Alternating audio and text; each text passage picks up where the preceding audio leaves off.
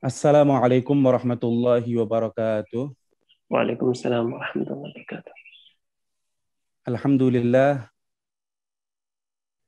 alhamdulillahil hannanil mannan al-qadim al-ihsan alladhi akramana wa akramakum bihadha asy-syahril fadil, syahri Ramadan, wa asyhadu an la ilaha illallah wahdahu la syarika lah, dzit tawli wal imtinan, wa asyhadu anna sayyidana wa maulana Muhammad abduhu wa rasuluh arsalahu likaffatil khalqi insahum wa jan.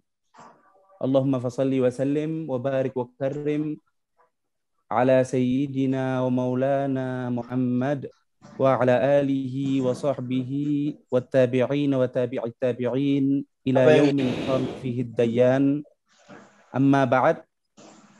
Alhamdulillah, kita bersyukur kepada Allah Subhanahu wa taala atas segala anugerah yang Allah berikan kepada kita. Anugerah keislaman, keimanan, anugerah nikmat sehat, nikmat afiah, anugerah kita diberikan kesempatan untuk masuk di bulan suci Ramadan ini, dan sekali lagi anugerah di mana kita bisa menyempatkan diri untuk bersilaturahim, untuk memperbanyak perbendaharaan ilmiah kita, sekalipun mungkin kita ada di tempat yang sedikit agak berjauhan, tapi alhamdulillah kita berterima kasih kepada Ar-Rabithah Al-Alawiyah yang telah memberikan fasilitasnya kepada kita sehingga majelis ta'lim ini dapat terwujud.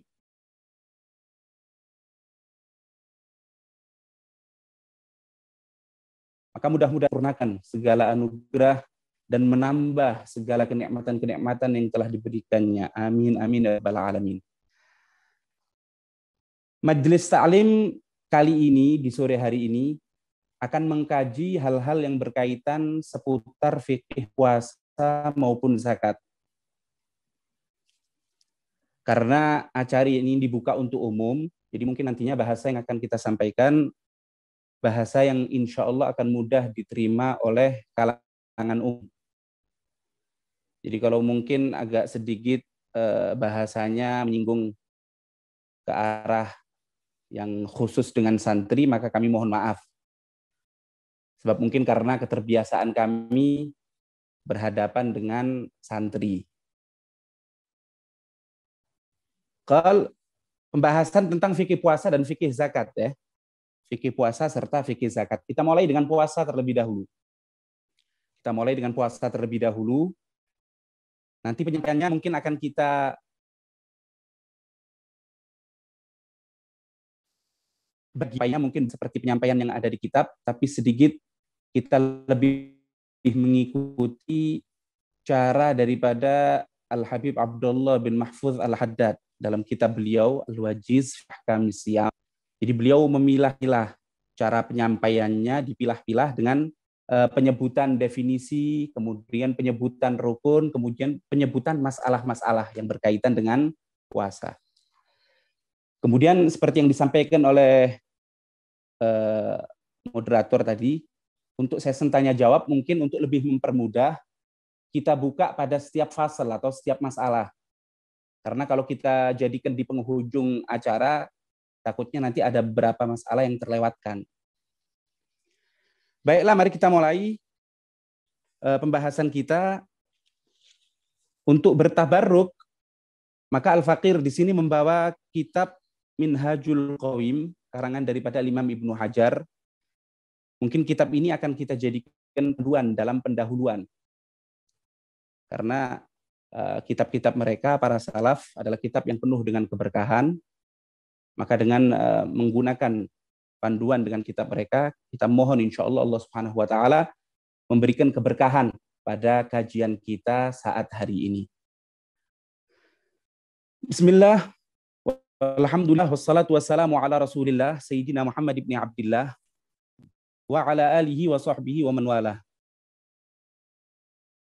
Qala al-imam Ahmad ibn Hajar al-Haytami fi kitabihi Minhajil Qawim, Kitabus Siyam, radhiyallahu anhum Kitabus Syam. Kitab ini menerangkan tentang as-syam atau puasa. Dalam pendahuluan, mereka selalu menerangkan terlebih dahulu hal-hal yang berkaitan dengan definisi akan puasa itu sendiri. Jadi apa yang dimaksud dengan puasa, mereka definisikan terlebih dahulu. Jadi yang pertama dari segi bahasa, kalimat as-syam atau puasa itu artinya apa? Kemudian nanti secara istilah syariat, karena syariat memiliki istilah tersendiri. Apa as-syam itu menurut istilah syariat? Nanti akan kita ketahui ya, faidah daripada mengetahui definisi akan suatu masalah. Kitabus Syam wa huwa lughatan al-imsak. Jadi puasa itu secara bahasa artinya al-imsak, artinya menahan.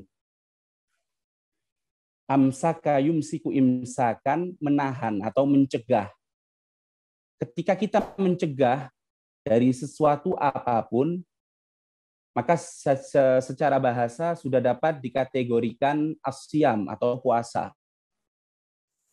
Karena itu kalau mungkin kita teringat akan cerita daripada Siti Maryam ketika membawa putranya Nabiullah Isa, lalu kemudian kebingungan apa yang akan dikatakan nanti di hadapan kaumnya, maka kemudian diilhamkan kepada Siti Maryam untuk mengatakan kepada mereka bahwasannya dia dalam keadaan berpuasa dan hendaknya mereka mempertanyakan kepada anaknya. Di situ dikatakan, inni nazartu lirrahmani shauma. Aku nazar untuk melakukan shaum. Tapi apa shaum yang dilakukan? Qal falan ukallimal yauma insiya. Jadi imsak yang dilakukan oleh Siti Maryam adalah mencegah dirinya dari berbicara dengan manusia. Jadi artinya secara bahasa, puasa itu artinya mencegah diri dari apapun. Ketika kita mencegah diri dari berbicara, berarti kita puasa bicara. Ketika kita mencegah diri dari keluar rumah, berarti puasa keluar rumah. Itu arti secara bahasa. Tapi kemudian kalimat siam, saum, atau puasa ini dipakai oleh syariat untuk menunjukkan sesuatu tertentu. Apa menurut istilah mereka, istilah ahli syariat? Wa syar'an, menurut syariat yang digariskan oleh Allah Subhanahu wa taala, puasa itu ialah al-imsaku 'anil mufattiri 'ala wajhin makhsus. Al-imsaku, pencegahan, akan tetapi dari apa? Al-mufattir. Dari sesuatu yang sifatnya bisa membatalkan puasa. Atau dalam definisi yang lain, definisi yang lebih bisa untuk dinalar, dikatakan al-imsaku 'anil akli wasyurbi wasyahwati au ma yaqumu maqamaha. Jadi ketika kita mencegah diri dari makan atau dari minum atau kemudian dari hal yang berkaitan dengan syahwat, jima, istimna ataupun yang lain, atau sesuatu yang seperti makan dan artinya masuknya sesuatu ke dalam rongga, ke dalam jauf. Ini yang dimaksud puasa secara syariat. Ala wajhin maksus, atas bentuk yang telah ditentukan oleh syariat. Karena nanti imsaknya itu ada waktu tertentu. Dari mulai fajar sampai tenggelamnya matahari. Lalu kemudian imsaknya itu harus dibarengi dengan yang namanya niat.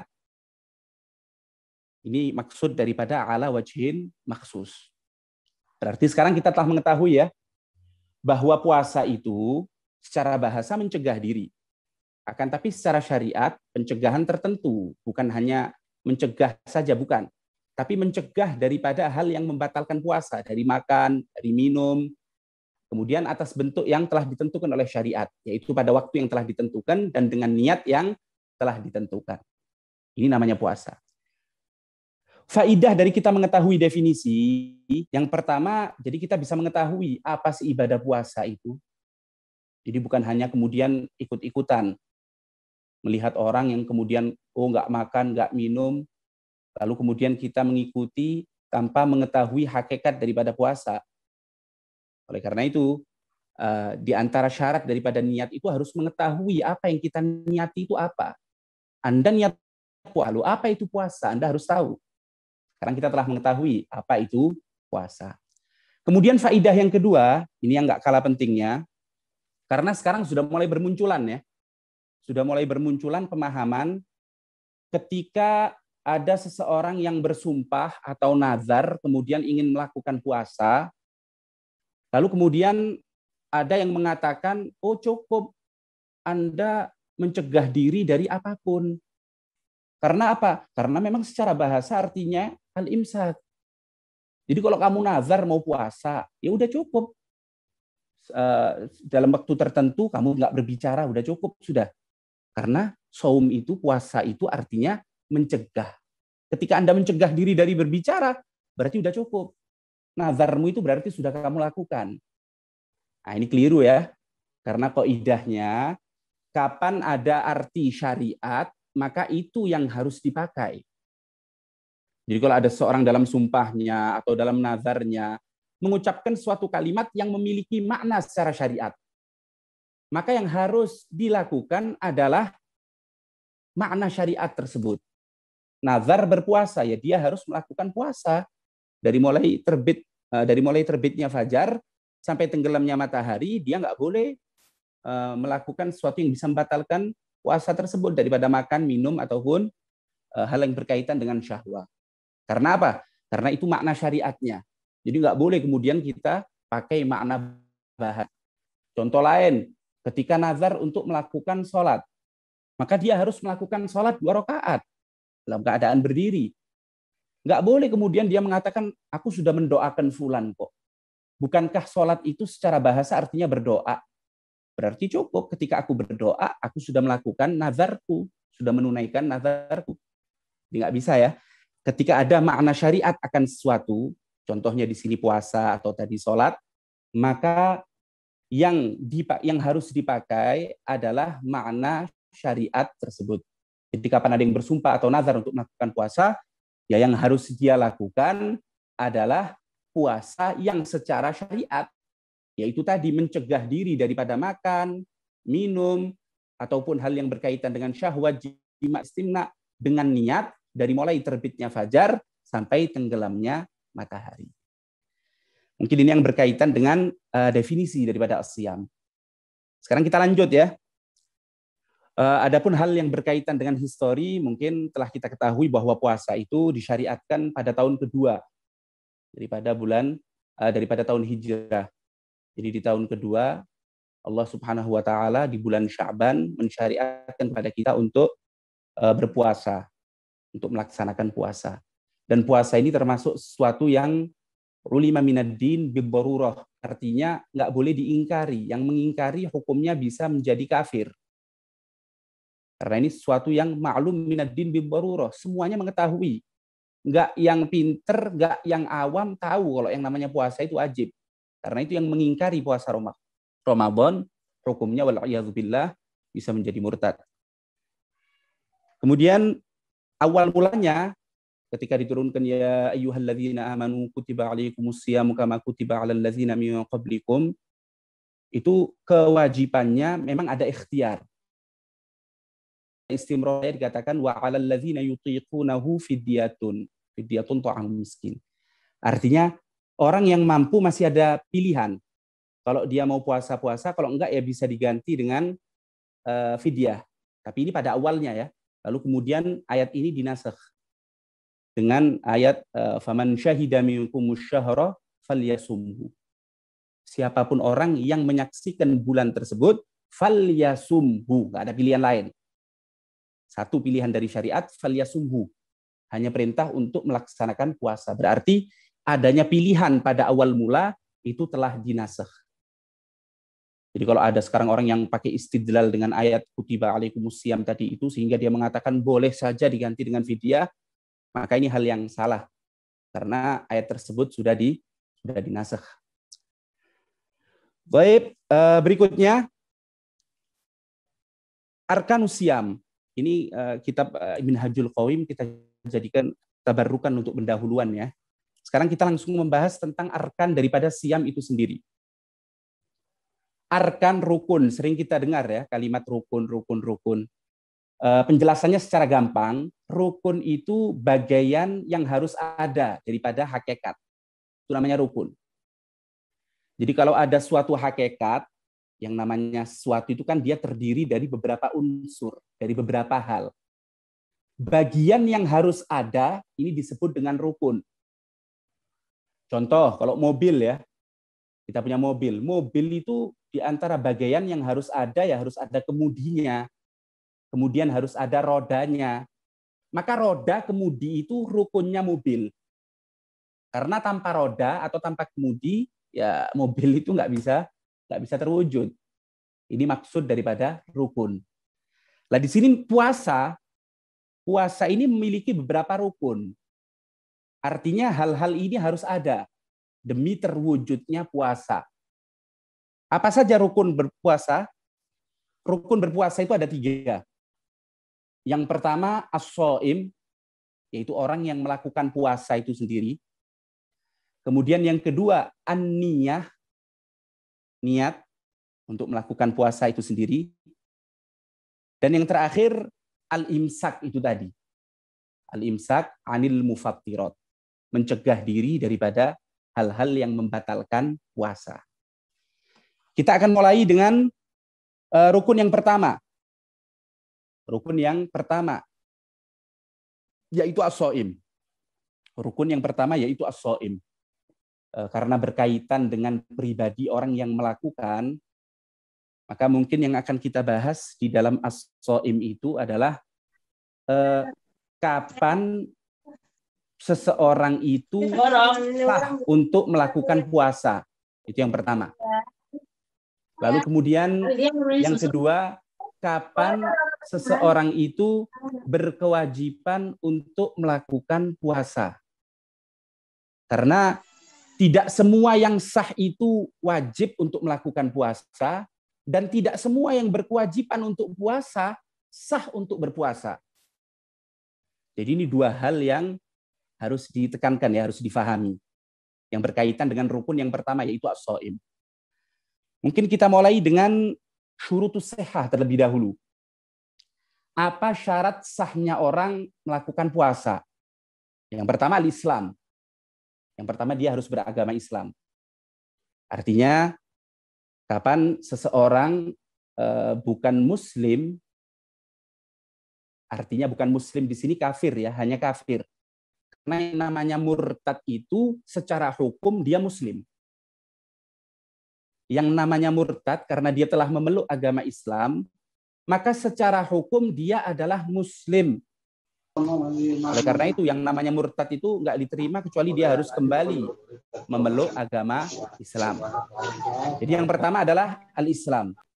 Artinya orang yang kafir tidak sah untuk melakukan ibadah puasa. Jadi kalau ada orang kafir tahu-tahu dia meninggalkan makan atau minum, ya namanya bukan puasa. Karena tidak sah dari orang yang kafir itu untuk melakukan puasa. Itu yang pertama. Akan tapi kemudian kalau ada yang mempertanyakan, bukannya orang kafir itu kelak nanti akan ada mu'akhadzah, dia akan disiksa karena meninggalkan sholat atau meninggalkan puasa. Nah, ini yang perlu difahami. Karena yang kita maksud di sini, syaratnya wajib itu dia harus Islam. Ini adalah wujubnya kita untuk memerintahkan mereka berpuasa itu nggak ada. Jadi kewajiban itu ada 2. Ada kewajiban mu'akhadzah, yaitu nanti kelak di akhirat. Maka sekalipun orang kafir akan ada mu'akhadzah. Dia akan dituntut. Ada lagi wujub muthalabah dari kita. Apakah kita harus menuntut dia untuk melakukan puasa? Ini yang nggak ada. Karena mereka bukan ahli wajib. Artinya kita tidak wajib untuk menuntut mereka, orang-orang yang kafir, untuk melakukan puasa. Sebab syarat wajib nggak ada pada mereka. Jelas ya? Jadi ada perbedaan antara al-muthalabah minna dengan al-mu'akhadzah nanti kelak di akhirat. Karena yang mu'tamad mu'akhadzah tetap mereka akan yu'akhadz. Karena kalau mereka mau bersyahadat, mereka bisa kok untuk melakukan puasa tersebut. Kenapa mereka tidak melakukan?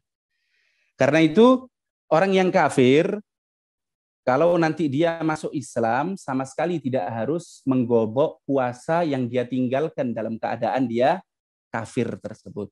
Sekali lagi perlu diingat ya, kafir asli. Kalau murtad hukumnya hukum muslim. Baik, itu yang pertama. Kemudian yang kedua, al-akal. Ada akal. Ini syarat sah. Artinya kalau tidak berakal, majnun, maka tidak sah untuk melakukan puasa. Jadi kalau ada orang yang majnun, orang gila, maka dia tidak sah melakukan puasa. Dan bahkan tidak wajib. Di samping tidak sah, dia pun tidak wajib. Karena itu kalau ada orang majnun, tahu-tahu di tengah hari, dia afaqo atau sadar, nggak jadi gila, waras, maka nggak wajib dia untuk melakukan imsak, nggak wajib. Atau nanti mungkin dia menggobok puasa tersebut, nggak wajib. Karena apa? Karena pada zaman di hari tersebut, dia tidak memiliki syarat keabsahan daripada puasa tersebut. Yaitu apa? Al-aqlu. Nggak ada akalnya. Karena itu al-majnun tidak wajib dia untuk melakukan imsak ketika dia sadar, waras, dan dia pun tidak wajib untuk menggobok puasa tersebut. Nah, untuk keesokan harinya, karena sudah waras, ya sekarang hukumnya sudah bukan hukum majnun, sudah ada akalnya berarti. Kemudian yang berkaitan dengan al-aqlu juga, ada dua hal yang sebetulnya kebanyakan dibahas di masalah mufattirat ya. Cuman ini karena ada kaitan dengan pelaku puasa tersebut, maka nggak ada salahnya kalau kita bahas. Yaitu orang yang mughma alaih, orang yang pingsan, atau orang yang sakron, orang yang mabuk. Bagaimana hukumnya? Karena sebetulnya ighma atau sakron ini ada nok daripada hilangnya akal. Tapi nggak seperti junun. Kalau junun itu hilang kullian. Tapi kalau ighma sama sakr, dia ada nok minaz zawal tapi nggak kullian. Karena itu kemudian ulama menyatakan, kalau dikatakan mughma alaih atau sakron itu seperti majnun, terlalu berat. Karena dia lebih akhaf. Tapi terus kalau kemudian mau kita samakan dengan orang yang tidur, karena orang yang tidur masih ada akalnya ya. Karena itu kalau seumpama ada orang dari mulai sahur, setelah dia niat, tahu-tahu dia tertidur sampai adzan maghrib. Artinya siang bulan Ramadan ini full dia tidur.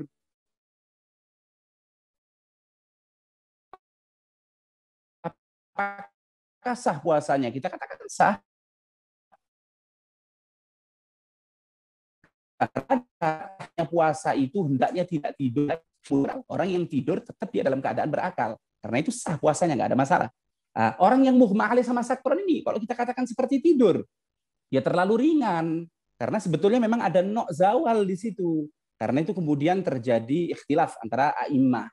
Ada ikhtilaf antara a'immah bagaimana hukumnya. Kesimpulannya sebagian mengatakan yang penting ada sesaat daripada siang yang dia melakukan puasa tadi itu, dia dalam keadaan sadar. Walaupun sesaat. Jadi contoh 5 menit dia dalam keadaan nggak pingsan atau nggak mabuk. Tapi selain itu, dari mulai subuh, selain yang 5 menit itu dalam keadaan pingsan atau mabuk, nggak ada masalah. Yang penting dia dalam keadaan, yang penting ada sedikit dalam keadaan sadar. Itu sudah cukup. Yang garis bawahi, mabuk di sini adalah mabuk yang tidak disengaja. Karena mabuk yang disengaja, ulama sepakat hukumnya seperti majnun. Orang yang mabuknya disengaja, hukumnya seperti majnun. Artinya langsung membatalkan puasanya. Puasanya langsung kita hukumi batal bagi orang yang mabuk dengan sengaja. Ini tempatnya kalau seumpama tidak disengaja. Maka hukumnya seperti itu. Mungkin akan menjadi pertanyaan ya. Kalau seumpama ada yang terpaksa dia minum obat yang mengakibatkan dia itu mabuk tadi itu atau pingsan, tapi karena suatu hajat. Mungkin karena sedang berobat. Apakah hajat itu tadi, yang mana dokter kemudian memerintahkan dia untuk mengkonsumsi sesuatu yang menyebabkan dia sakron tadi itu atau mughma alaih tadi itu, dianggap sengaja atau tidak karena dianggap hajat, kebutuhan. Maka Imam Muhammad bin Sulaiman Al-Qurdi beliau mengatakan itu dianggap hajah. Jadi kalau seumpama ada yang meminum tadi itu mengkonsumsinya karena kebutuhan, karena hajah, apapun hajahnya ya, yang penting ada ketentuan daripada dokter, maka hukumnya sekarang tidak seperti hukum orang yang sengaja untuk mabuk tadi sehingga kita katakan batal, enggak. Tapi hukumnya adalah seperti orang yang tidak sengaja.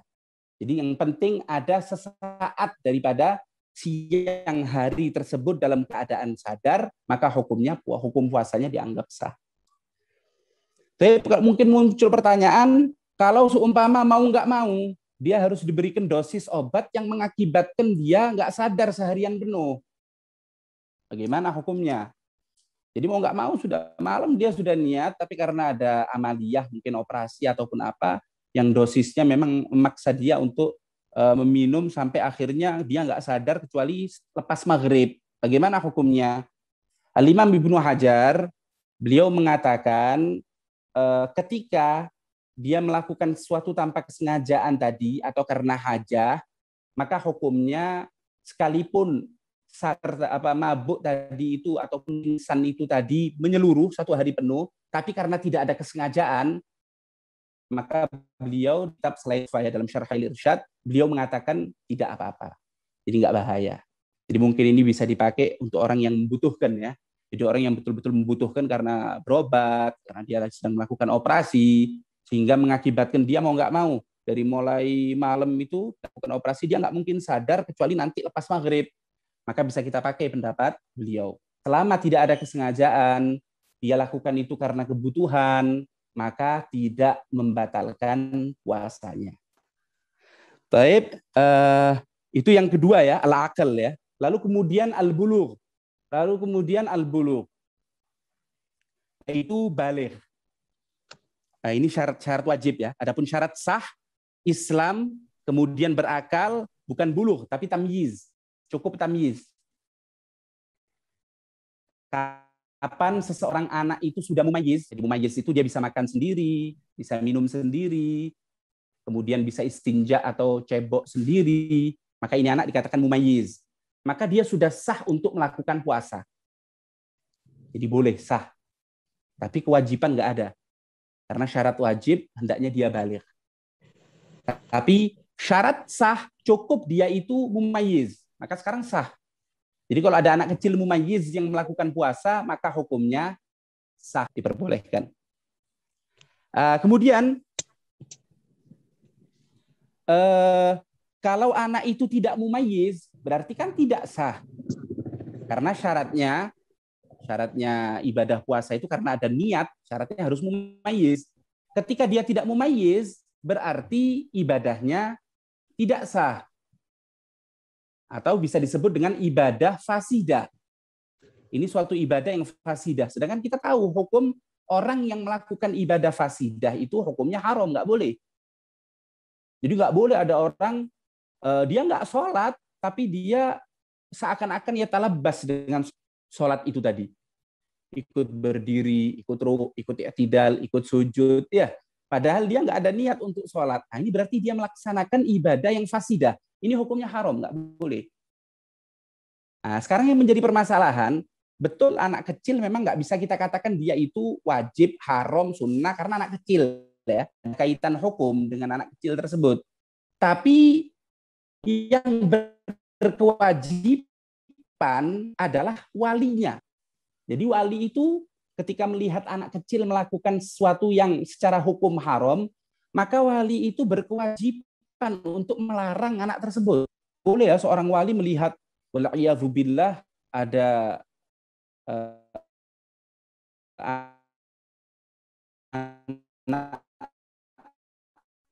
anaknya tidak apa haram, anak kecil itu tidak bisa melakukan haram kok. Betul anak kecil itu nggak haram, tapi walinya sekarang berdosa karena melihat ada suatu perbuatan yang haram dilakukan oleh anaknya dan dia diam. Maka sekarang ingat ya, yang yu'akhadz itu adalah walinya. Nah, sekarang yang menjadi pertanyaan, jika ada anak kecil yang belum mumayyiz, tahu-tahu puasa, nimprung ikut niat, tahu-tahu kemudian ikut sahur, dan kemudian sehari penuh puasa. Ini berarti ibadah fasidah ini kan. Karena dia nggak bisa niat, bukan ahlinya. Apakah berarti sekarang walinya dosa? Membiarkan anaknya seperti itu? Nah, ini jawabannya enggak ya. Karena yang berkaitan dengan ibadah, baik itu sholat, atau puasa, ataupun yang lain. Ketika anak kecil sekalipun belum mumayyiz melakukan itu, biarkan. Karena apa? Liyatamarron, liya'tad al-ibadah, fala yatrukuha ba'da bulughi. Supaya anak itu terbiasa melakukan ibadah. Supaya terbiasa sholat, supaya terbiasa puasa, sehingga nanti kalau sudah balik, insya Allah tidak akan meninggalkan. Jadi artinya ini bukan seakan-akan seperti mustasna ya. Jadi ada suatu ibadah yang fasidah dilakukan tapi tidak datang. Ya ini tadi ibadah sholat puasa yang dilakukan oleh anak kecil, maka walinya tidak haram ketika membiarkan anaknya melakukan itu. Untuk apa? Untuk supaya terbiasa melakukan ibadah. Baik, itu yang berkaitan dengan ini syarat sah ya. Kemudian ditambah lagi an-naqa an-nahwi haidin. Hendaknya dia suci daripada haid atau nifas. Karena kapan ada haid, ada nifas,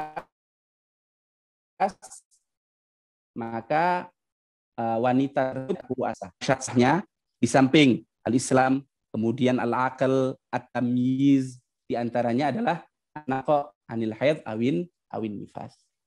Tapi an-naqa itu adalah mani' min sihhatis shaum.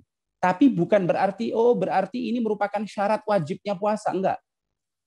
Karena itu sebagian menyatakan orang yang haid, orang yang nufasa itu sebetulnya berkewajiban untuk puasa. Ini alal khilaf bainal usuliyin ya, tapi kita ambil mudahnya saja. Karena itu orang yang haid ketika keluar bulan Ramadan dia dalam keadaan suci, maka dia wajib menggobok puasa tersebut. Dia harus menggobok puasa tersebut. Sekalipun nanti sebagian mengatakan gobok itu karena ada amrin jadid, karena ada perintah yang baru. Sayyidatuna Aisyah beliau mengatakan kunna nu'maru bi gobokis shaum wala nu'maru bi gobokis shalah. Kita kaum wanita itu betul karena tidak punya kemampuan untuk puasa, nggak puasa akhirnya. Tapi kemudian kita diperintahkan untuk menggobok. Nah, berarti adanya penggobokan dengan perintah yang baru. Al-khulasa ala kulli hal, berarti syarat sah itu ada 4 hal. Yang pertama al-Islam, ada 5 hal. Al-Islam, kemudian al-aql, kemudian at-tamyiz, kemudian an-naqa anil haid awin nifas, atau tidak adanya mani' tersebut. Ini adalah syarat sahnya. Adapun untuk syarat wajib tinggal ditambah 1 nanti, yaitu apa? Baligh. Kapan dia sudah baligh dengan syarat-syarat yang lain, maka dia sekarang sudah berkewajiban untuk melakukan puasa tersebut. Ini mungkin rukun yang pertama ya, yaitu yang berkaitan dengan as-shaim atau pelaku daripada puasa tersebut. Mungkin bisa dikembalikan ke moderator untuk mengolah adanya pertanyaan. Barakallahu fikum ya Habib. Nah, kami persilakan kepada para audiens, mungkin ada pertanyaan. Tapi mungkin ini ada satu pertanyaan pembuka ya Habib. Kalau seandainya kan di situ ada keutamaan ketika ketika seseorang itu tadi memberikan iftar kepada seorang yang berpuasa, kana lahu mithal ajr min ghair an yanqusa min ujuri syai'. Kalau seandainya ada orang yang tidak berpuasa, tetapi dia hanya mengandalkan pemberian takjil dengan harapan mendapatkan apakah di situ gugur, istilahnya di situ kewajibannya gugur atau ada hal-hal yang terjadi selainnya itu tadi, Beb. Dan juga pertanyaan kedua, Beb, kalau seandainya mau ngikutin pendapat yang pertama itu tadi, yang ayat sebelum nasakh.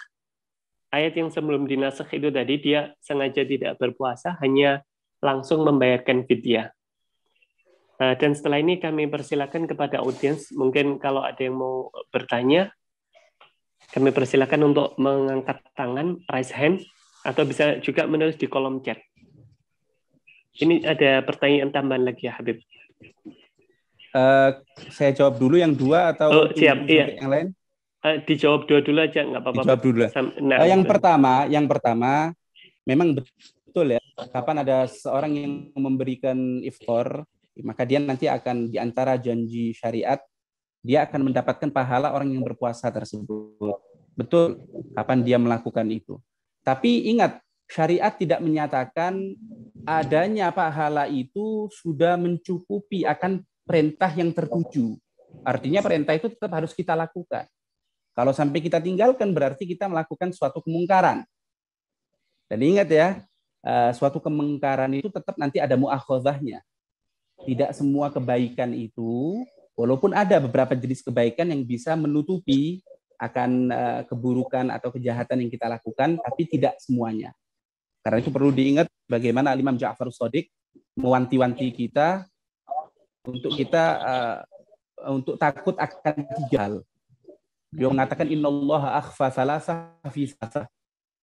3 hal yang Allah Subhanahu wa taala sembunyikan pada 3 hal yang lain. Antaranya Allah itu akhfa ghadabahu fi ma'siyatih. Allah itu menyembunyikan murkanya dalam kemaksiatan yang dilakukan. Karena itu hendaknya kita takut. Jangan sampai tahu-tahu kita melakukan suatu hal yang jarang, di situ letak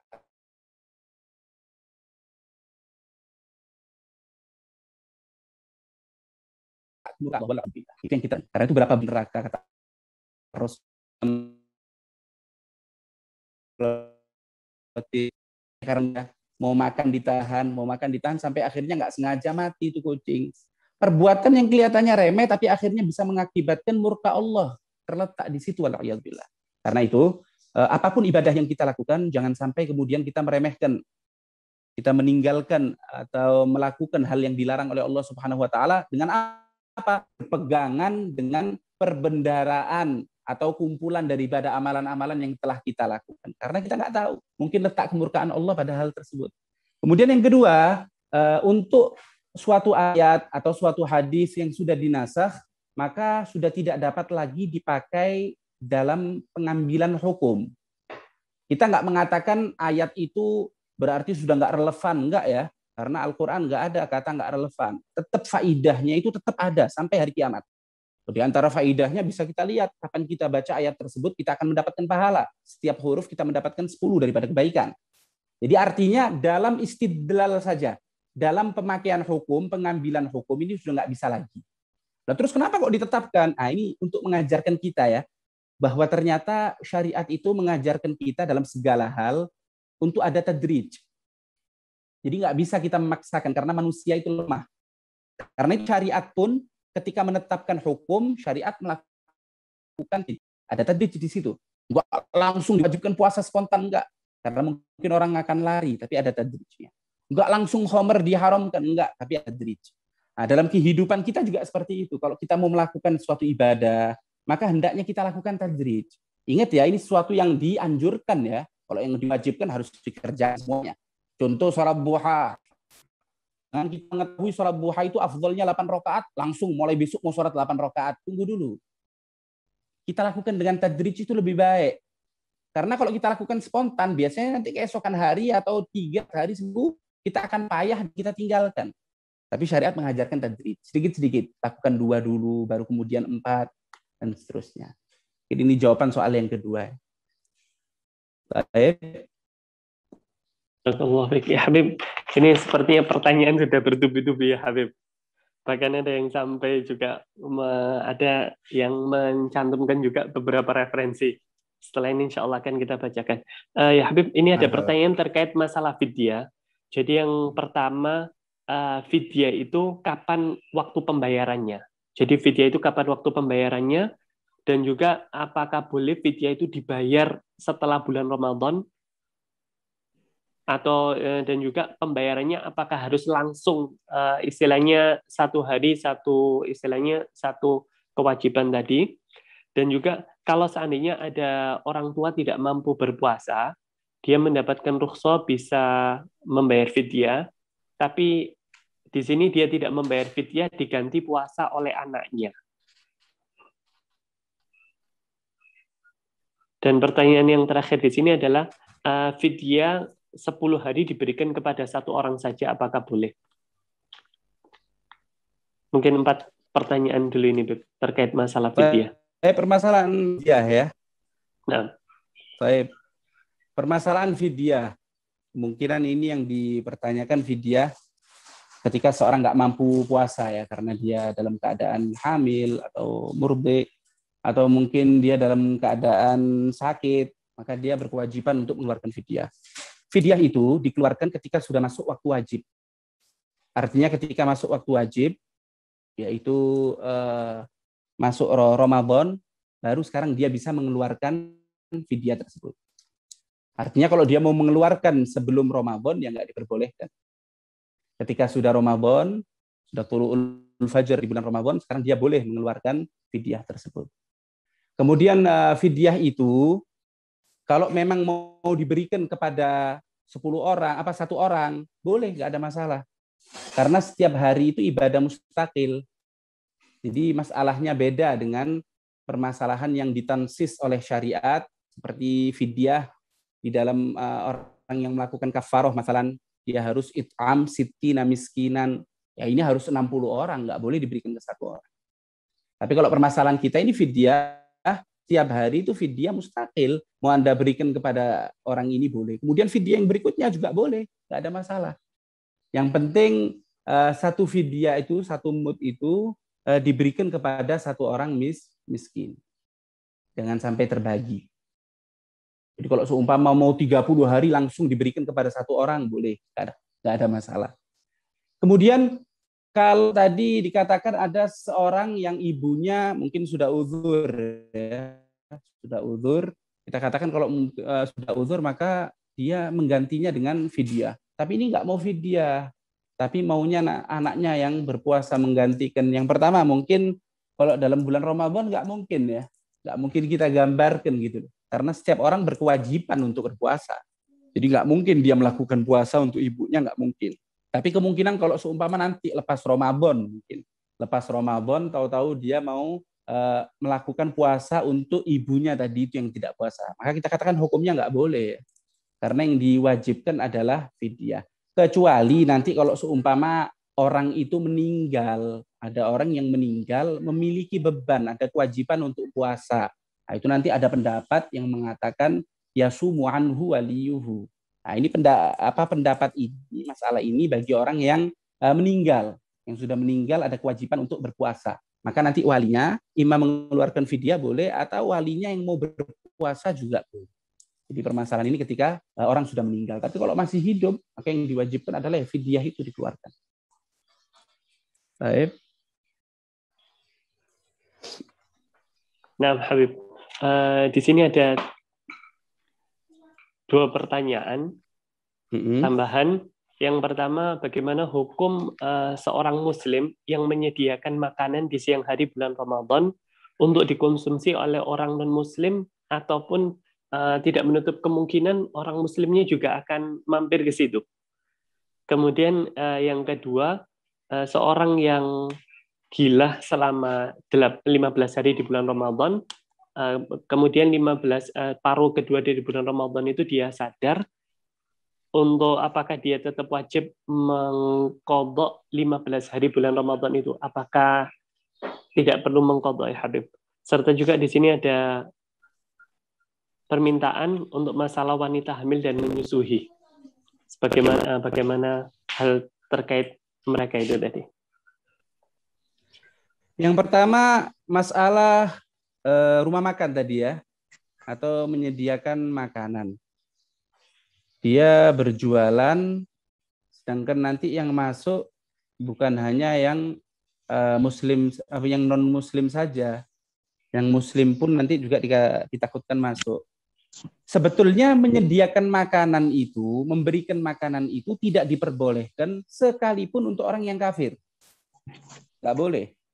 Jadi bukan berarti karena mereka itu non-Muslim, tidak berkewajiban untuk berpuasa, lalu kemudian mereka bebas, kita bebas untuk memberikan mereka makan. Nggak boleh. Kita memberikan mereka makan nggak boleh, diharamkan hukumnya. Tapi kalau mereka mau makan, kita nggak melarang, karena mereka nggak ada kewajiban. Tapi ingat, kita memberikan mereka makanan, maka hukumnya diharamkan, tidak diperbolehkan. Karena itu jadi nggak ada beda ya. Orang yang jual di warung kemudian menyediakan tempat, maka hukumnya tidak diperbolehkan sekalipun non-muslim itu yang masuk. Nah, kemudian nanti kalau seumpama ada orang yang musafir atau itu kan sebetulnya dianjurkan mereka untuk menyembunyikan, jangan sampai kemudian makan di depan umum. Maka hendaknya sebetulnya kalau mau cari aman lebih baik tutuplah selama Ramadan. Nggak ada salahnya. Kalaupun nanti orang itu betul-betul membutuhkan, bisa dia beli makanan yang nggak siap saji atau makanan snack-snack yang dibungkus bisa dia beli tanpa harus kemudian makan resmi nasi dengan lauknya kemudian di warung. Jadi lebih baik untuk mencari aman seperti itu. Tapi kemudian kalau memang dia tetap mau membuka, ingat, walaupun dia menjual pada orang yang non-muslim, maka hukumnya haram, tidak diperbolehkan. Yang pertama ya, yang berkaitan dengan makanan. Kemudian yang kedua tadi, yang kedua apa? Yang kedua, orang yang gila selama 15 hari di bulan Ramadan. Orang yang gila. Tadi kita katakan orang yang gila, walaupun sedikit ya, walaupun sedikit di siang hari ada gila, maka puasanya batal otomatis. Karena apa? Karena dia tidak memiliki syarat sah untuk berpuasa. Tidak memiliki syarat wajib untuk berpuasa. Loh, artinya apa? Ya sudah, dia nggak puasa. Lah kemudian kalau sadar, hanya dianjurkan saja untuk imsak. Tapi nggak wajib. Loh, karena apa? Karena dia nggak berpuasa sudah. Hilang. Syarat sah atau wajibnya berpuasa tadi, nggak boleh ada junun sama sekali. Dari mulai terbit matahari sampai tenggelam matahari, nggak boleh ada junun sama sekali. Begitu ada junun, walaupun sedikit, apalagi full, maka udah nggak wajib sudah berarti. Ya nggak ada nggak perlu digobok. Jadi kalau dari tanggal 1 sampai tanggal 15, ya selesai, ini nggak ada kewajiban sama sekali. Maka mulai tanggal 16-nya dia harus berpuasa. Karena sudah nggak ada junun lagi. Nggak ada gilanya lagi. Yang kedua. Kemudian yang ketiga, yang berkaitan dengan hamil ya atau murdhi. Bagaimana hukum puasanya? Ya, hukum asalnya tetap dia berkewajiban untuk berpuasa. Selama tidak ada rasa takut, maka dia wajib untuk berpuasa. Tapi kemudian kalau seumpama memang ada rasa takut, maka sekarang syariat memperbolehkan dia untuk tidak berpuasa. Karena ada rasa takut tadi itu. Nah, kemudian nanti untuk urusan fidyah dilihat takutnya itu untuk siapa. Kapan ada rasa takut untuk dirinya, maka nggak wajib fidyah.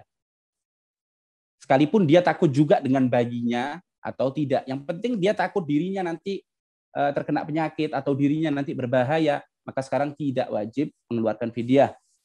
Tapi kalau seumpama dia cuma takut karena bayinya, aku nggak ada masalah, aku kuat, aku bisa. Cuman aku takut nanti bayiku, takut nanti masuk angin lah, takut nanti kena penyakit lah. Berarti sekarang takut pada orang lain, pada zat lain.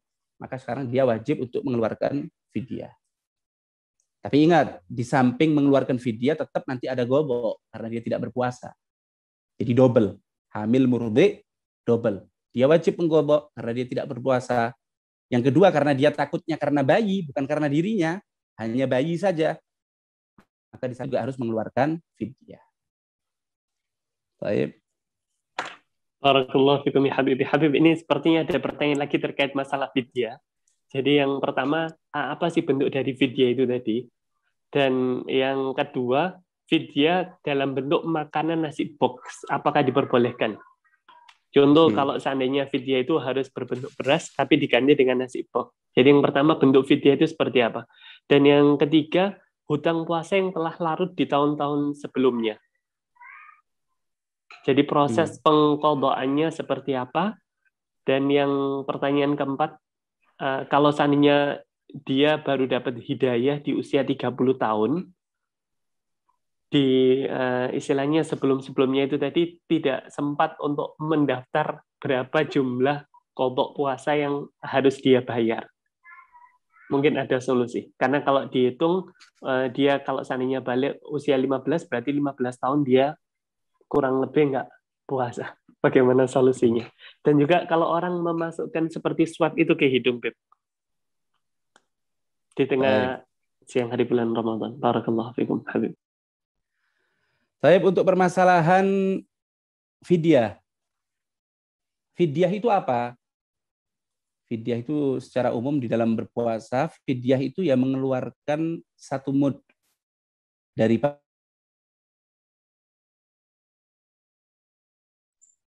makanan. Jadi fidyah itu adalah 1 mud. Enggak seperti zakat fitrah ya. Kalau zakat fitrah itu 4 mud. Jadi zakat fitrah ada 4 mud, bukan hanya 1 mud. Nah, 1 mud itu dengan ihtiyat ya. Kita katakan sudah dengan ihtiyat, sebetulnya 5,5 kilo. Jadi 5,5 kilo atau 5 kilo 5 on itu sebetulnya sudah ihtiyat, sudah ada ihtiyat. 1 mud itu segitu. 5 on setengah, bukan 5 kilo. 5 on setengah atau 550 gram. Jadi 550 gram itu sudah 1 mud. Itu harus kita keluarkan dalam bentuk apa? Dalam bentuk makanan pokok. Ya seperti dalam permasalahan zakat fitrah. Dalam zakat fitrah kita ketahui apa yang dikonsumsi, contohnya beras, berarti dia mengeluarkan beras atau jenis yang di atasnya. Jenis yang di atas beras boleh, nggak ada masalah. Yaitu gandum, bur, kemudian syair. Ala kulli hal seperti tertib yang ada di zakat fitrah. Gampangnya kalau sekarang kita di sini beras lah. Mau mengeluarkan beras, keluarkan dalam bentuk beras, makanan pokok. Dan harus dalam keadaan mentah. Jadi nggak boleh dimasak. Karena nanti yang tahu maslahat apakah dimasak atau tidak itu adalah fakir atau miskin itu sendiri. Memang sekarang lagi center ya. Ada yang membuka donasi atau membuka badan untuk mempermudah katanya. Jadi cukup memberikan sejumlah uang, nanti dia yang akan mengeluarkan fidyahnya, tapi masalahnya dalam bentuk sudah matang, sudah siap saji. Bahkan ada lauknya, padahal nggak wajib itu lauk. Ada buahnya. Kalau memang seperti itu, maka hendaknya sebetulnya harus ada kesepakatan antara panitia itu tadi dengan mustahikin. Jadi jalan keluarnya seperti itu. Karena sebab mau nggak mau harus dikeluarkan dalam mentah. Nggak bisa dikeluarkan dalam keadaan matang. Jadi kalau memang mau seperti itu, ya mustahikin itu nanti didatangkan, lalu dikatakan, ini ada mud buat kamu ya, ini hakmu. Gimana sekarang kalau seumpama aku masak? Jadi harus ada serah terima dulu. Biar digobet dulu, biar dipegang dulu sama mereka. Baru kemudian nanti diolah lagi panitia, dijadikan makanan, terserah, ada masalah. Karena ini min babil ihsan ya. Jadi kalau mau kita larang juga, gimana orang mau berbuat baik. Tapi kalau kemudian kita katakan boleh juga, ya nggak bisa. Karena syariat mengatakan makanan pokok itu harus dalam keadaan mentah, bukan dalam keadaan matang. Kemudian yang perlu perhatikan yang ketiga, fidyah itu hanya diberikan kepada fuqara dan masakin. Jadi jangan terbawa sama masalah zakat ya. Ini berbeda. Kalau zakat mustahikinnya kita tahu ada 8 golongan. Artinya boleh kita berikan kepada ghurama, boleh kita berikan kepada ibnu sabil, musafir, itu masalah zakat. Tapi dalam perfidyah ini harus diberikan kepada fakir dan miskin, itu saja. Jadi terbatas pada keduanya saja. Nggak boleh diberikan pada golongan yang lain. Jadi yang pertama 1 mud atau 550 gram, mau mengeluarkan 600 gram ya nggak ada masalah. Babil ihsan. Lalu kemudian yang kedua makanan pokok, dan ingat harus dalam keadaan mentah. Kemudian yang ketiga diberikan kepada 2 golongan saja. Golongan fakir ataupun golongan miskin. Baik. Barakallahu fikum Habib. Ya Habib, ini ada yang mengangkat tangan, cuman kita barusan chat kepadanya mau bertanya secara langsung atau tidak, masih belum merespon Habib. Sambil menunggu dia bertanya secara langsung kepada antum, ya Habib, bagaimana dengan orang yang pikun? Itu yang pertama, dengan orang yang pikun. Kemudian yang kedua, di sini ada yang mengatakan bahwasanya ada khilaf di antara ulama tentang penentuan masalah mud ini tadi, Beb. Tadi ada yang 5,5, ada yang 6, ada yang berapa dan berapa ini tadi. Sehingga kalau seandainya jadi patokan 6 ons, maka zakat fitrah itu tidak sampai 2,5 kilo. Jadi bagaimana tanggapan antum terkait perbedaan pendapat ulama dalam ukuran mud ini tadi berapa ons? yang berpengaruh terhadap fidyah dan juga berpengaruh terhadap zakat fitrah. Seperti itu, Habib. Barakallahu fiikum. Untuk tadi pertanyaan pertama masalah pikun, Bib. Orang pikun, am. Orang yang pikun tetap dia berkewajiban ya untuk melakukan puasa, tetap berkewajiban. Oleh karena itu kalau seumpama ada orang tuanya yang sudah uzur tapi kena pikun tapi masih kuat untuk berpuasa, maka anaknya berkewajiban untuk mengingatkan. Jadi diingatkan ketika pada waktu sebelum fajar untuk niat puasa. Lalu kemudian seringkali diingatkan pada siang hari kalau dia dalam keadaan berpuasa. Jadi tetap kewajiban untuk puasa itu tetap ada. Adapun kalau seumpama dia makan atau minum, ya kita karena pikun ya berarti hukumnya karena makan minum karena apa? Jadi nggak membahayakan puasanya, nggak ada masalah. Tapi yang penting tetap kewajiban itu ada pada orang tua yang masih kuat, sekalipun dia itu pikun. Masih ada kewajiban untuk melakukan puasa. Maka di sini anak-anaknya berkewajiban untuk selalu mengingatkan orang tuanya. Untuk niat di malam hari, dan di siang hari selalu diingatkan kalau orang tuanya itu dalam keadaan berpuasa. Kemudian permasalahan perbedaan pendapat itu sesuatu yang lumrah. Jadi nggak ada masalah, memang perbedaan pendapat selalu ada. Tapi yang penting ketika kita ingin melakukan, hendaknya kita mengetahui itu pendapatnya siapa. Jadi nggak boleh kemudian kita mengatakan, oh mungkin ada pendapat. Adapun adanya perbedaan nggak ada masalah, dan itu sudah ditekankan oleh Rasul, ikhtilafu ummati rahmah. Adanya ikhtilaf itu merupakan suatu rahmah. Jadi ketika ada ikhtilaf, ada yang mengatakan 550 gram, ada yang 600 gram, nggak ada masalah. Toh mereka juga punya referensi masing-masing, ada pegangan masing-masing. Jadi adanya perbedaan itu bukan kita yang menilai ya, tapi ini Ar-Rasul sendiri yang menilai. Ikhtilaf itu muncul karena merupakan rahmat Allah Subhanahu wa taala akan umat tersebut. Jadi di situ nanti ada mubahatsah, ada bahas, ada munaqasyah. Kemudian di situ juga ada rahmah. Kemungkinan ada orang yang kemampuannya 550 gram, dia bisa ikut pendapat itu. Karena memang ada pendapat yang mengatakan sedemikian rupa. Mungkin ada yang kaya, dia ihtiyat, dia mengeluarkan sampai 600, itu lebih baik. Jadi adanya perbedaan itu merupakan suatu rahmah. Mungkin ini pertanyaan penutup, Beb, ya, karena udah jam 5 ini. Ya, khair. Jazakumullah khair, Habib. Ya, Habib, mungkin sebelum ditutup ini ada yang mengulang pertanyaan ya. Jadi bagi orang yang melupakan untuk mengqadha bulan puasa Ramadan beberapa tahun-tahun yang lalu itu tadi, apakah hanya bayar qadha saja atau tetap bayar fidyah ya, Habib? Untuk permasalahan orang yang bertaubat atau orang yang meninggalkan terlalu banyak ya hal yang diperintahkan oleh Allah, dia tinggalkan, memang sebetulnya fuqaha sepakat.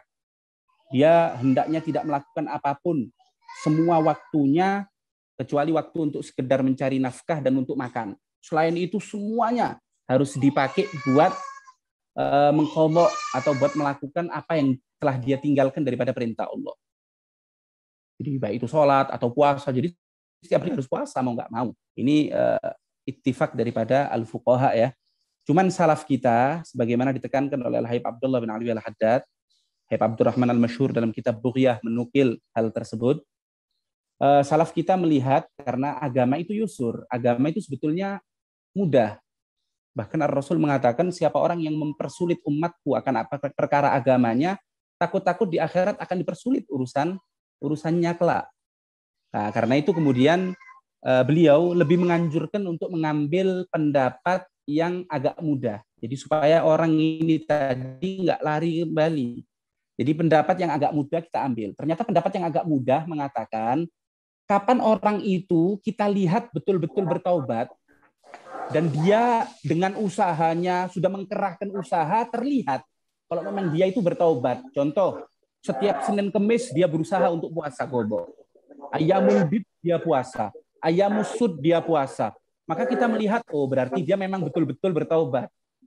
Artinya walaupun dia tidak mengkerahkan semua waktunya, tidak dia kerahkan untuk berpuasa setiap hari, enggak. Tapi dia betul-betul dia ambil kesempatan Senin, Kemis, tanggal 13, 14, 15, kemudian Ayyamul sud, tanggal-tanggal terakhir 28, 29, 30. Maka menurut beliau insya Allah ini sudah cukup.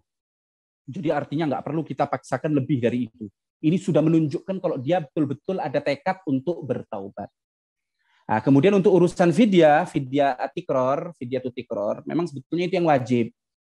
Jadi mau nggak mau kalau seumpama dia dalam keadaan kaya, maka keluarkanlah. Jadi nggak ada salahnya dia mengeluarkan. Tapi kalau memang dia dalam keadaan tidak punya, maka dia keluarkan semampunya. Karena Allah tidak mewajibkan sesuatu yang lebih daripada batas kemampuan. Kemampuannya dia berapa, itu keluarkan. Kemudian nanti kapan sama Allah dibuka lagi pintu rezekinya, keluarkan lagi hal tersebut. Jadi walaupun sebetulnya ada pendapat yang mengatakan fidyatut tikror itu tidak yatakarror setiap tahun, cukup hanya diambil tahun yang terakhir, tapi ala kulli hal kita ambil yang mu'tamad, kita ambil, akan tapi bukan berarti dia harus menjual segalanya, enggak. Seperti tadi, yang penting terlihat dari perbuatannya, ada tekad untuk bertaubat, itu cukup. Jadi kita lihat dia mengeluarkan fidyah, masalah setiap tahunnya 60 untuk mengganti double berarti 2 tahun, ini berarti sudah ada tekad yang baik, ada etika yang baik untuk bertaubat, maka insya Allah ini cukup. Mungkin metode yang dipakai oleh Al-Habib Abdullah bin Alwi Al-Haddad ini yang bisa kita terapkan ya. Sehingga tidak membuat orang kemudian lari, yang niat taubat akhirnya karena merasa berat, akhirnya malas untuk bertaubat, takutnya seperti itu. Wallahu a'lam.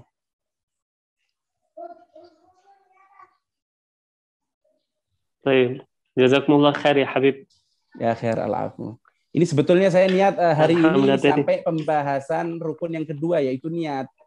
Kemudian di minggu depan kita khususkan untuk mufattirat, niatnya seperti itu. Tapi karena pertanyaannya lebih banyak, ya insya Allah pertemuan berikutnya kita buat rukun yang kedua, yaitu niat, sama rukun yang ketiga, yaitu masalah mufattirat. Ya. Jadi mungkin nanti agak sedikit berbeda. Kita sampaikan aja dah langsung apa adanya secara ringkas, baru ditutup dengan pertanyaan. Takutnya nanti kalau setiap fase seperti ini akhirnya nggak tersampaikan semua nanti. Masya Allah. Ya. Semuanya antusias semua ya Habib mengikuti daras ini untuk ngaji Ramadan kali ini. Masya Allah, luar biasa ya Habib. Ya khair. Alhamdulillah tadi sudah dijelaskan secara panjang lebar juga pengertian dari puasa, baik secara bahasa ataupun secara istilah, sejarah puasa, begitu juga dengan rukun, syarat sah puasa dan juga syarat wajib puasa, yang insya Allah ini semua akan menjadi bekal wawasan keilmuan kita dalam masalah fikih puasa. Mudah-mudahan ini mendatangkan keridhaan Allah Subhanahu wa taala. Dan sebagai penutup ya Habib, kita minta untuk tartibul Fatihah ya Habib. Kepada Ustaz Muhammad bin Tahir Al-Haddad, tafadhal. Saya hawalahkan kepada antum sebagai moderator. La, min fadlik habibana. Baik, alhamdulillah rabbil alamin. Allahumma shalli wa sallim ala sayyidina Muhammad wa ala ali sayyidina Muhammad. Allahumma nas'aluka al-'afwa wal 'afiyah al-mu'afiyata ad-da'imah fid din wad dunya wal akhirah. Allahumma rabbana taqabbal minna salatana wa siyamana wa qiyamana wa ruku'ana wa sujudana wa la tadrib biha wujuhana ya ilahal alamin wa ya khairan nasirin. Allahumma inni as'aluka min khairi ma sa'ala bihi sayyidina Muhammad sallallahu alaihi wasallam wa a'udzubika mimma sta'adha bihi 'abduka. Amin. Rabbana atina fid dunya hasanah wa fil akhirati hasanah wa qina adzabannar. Sallallahu ala sayyidina Muhammadin nabiyil ummi wa ala alihi wasallam. Ini surat al-Fatihah. Bismillahirrahmanirrahim. Alhamdulillah.